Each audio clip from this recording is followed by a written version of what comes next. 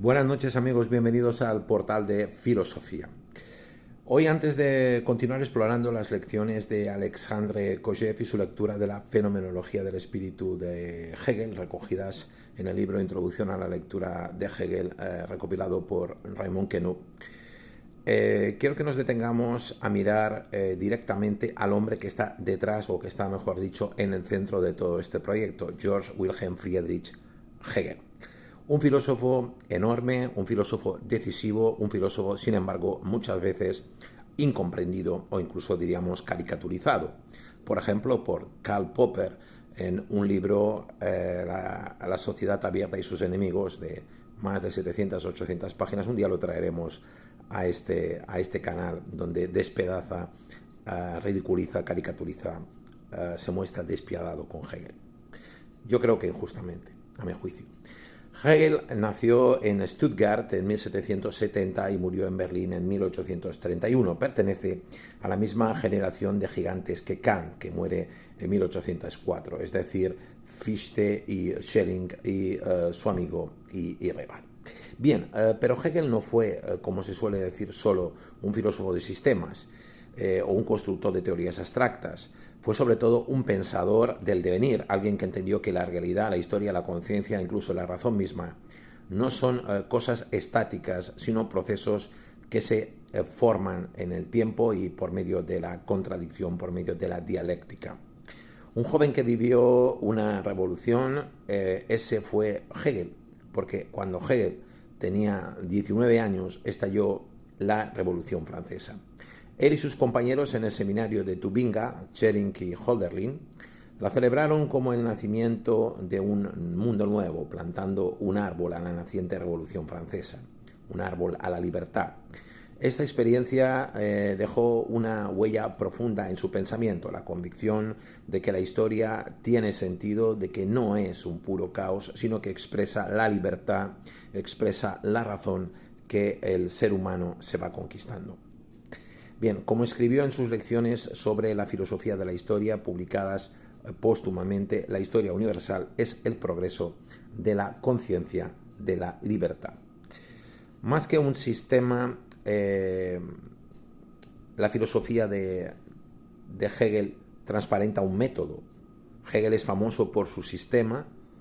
Su sistema es visible en la ciencia de la lógica, en la filosofía del derecho, en la filosofía de la naturaleza, en la filosofía del espíritu, pero, sin embargo, lo decisivo en él no es el sistema.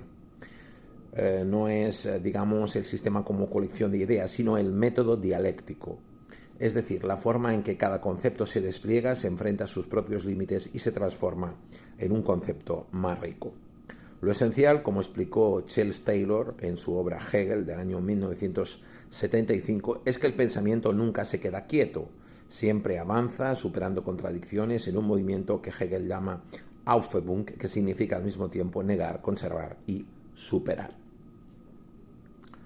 El todo es el verdadero. En el prefacio de la fenomenología del espíritu de Hegel, creo que lo dijimos además en el último vídeo que dediqué específicamente a hablar sobre la obra que da pie a los cursos, a los seminarios de Kojève en la Escuela de Estudios Prácticos Avanzados de París. Hegel escribe: lo verdadero es el todo, pero el todo es solamente lo que se completa por medio de su desarrollo, dándonos esa idea de que el todo no es resultado, de que el todo es proceso.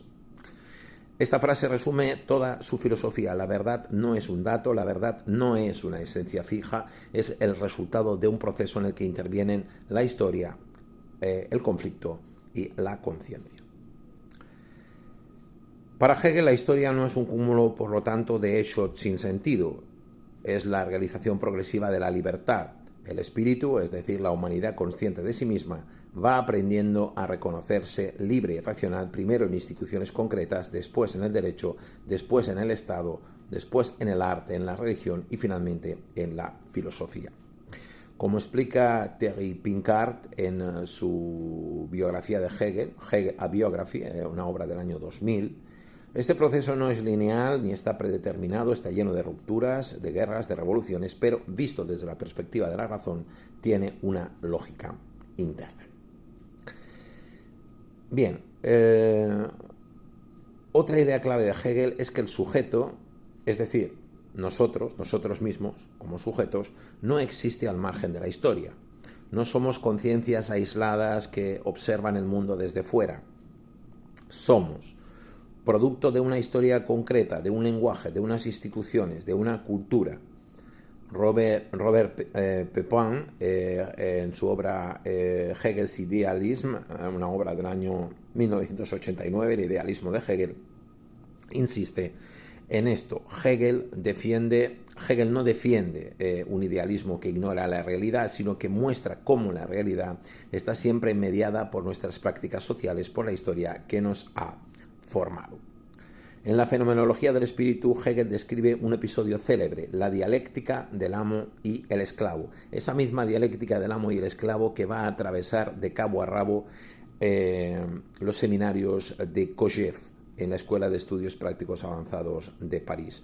Aquí vemos que la conciencia no llega a saber quién es mirándose a sí misma, sino enfrentándose a otra conciencia, luchando por el reconocimiento. El esclavo, a través del trabajo, transforma la naturaleza y se transforma a sí mismo. El amo depende del esclavo para que lo reconozca. Kojève vio en este pasaje la clave para toda la filosofía de la historia. El deseo humano es siempre deseo de reconocimiento. Pero Hegel no es solo pasado. Aunque murió en el año 1831, el pensamiento de Hegel sigue vivo.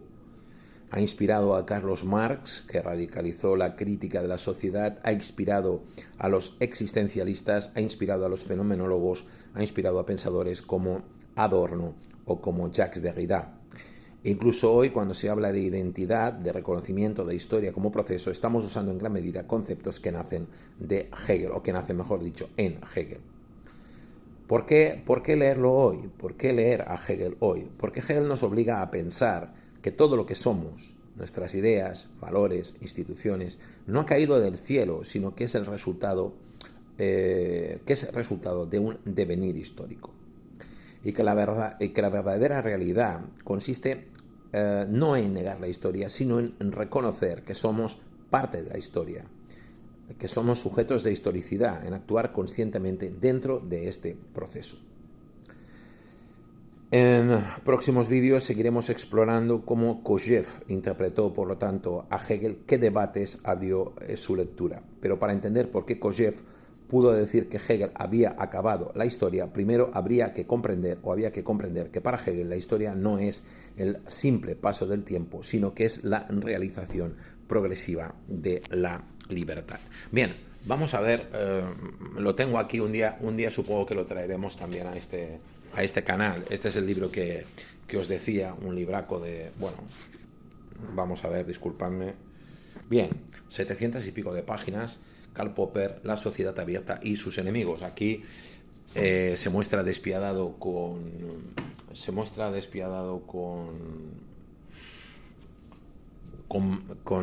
Hegel y menos con Platón y menos con Marx, que serían los representantes de las sociedades que Karl Popper considera cerradas. Pero bueno, esto es harina de otro costal. Espero que el vídeo os haya gustado.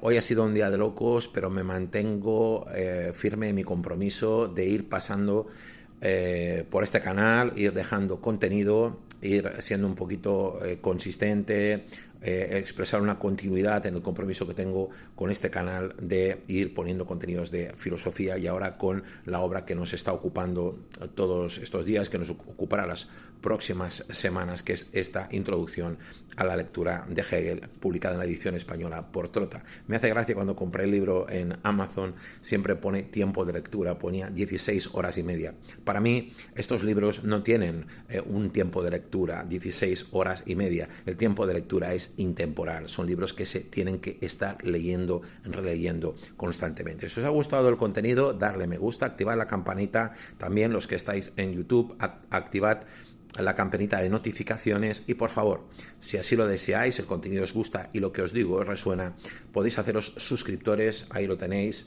Portal de Filosofía en YouTube, vuestro portal.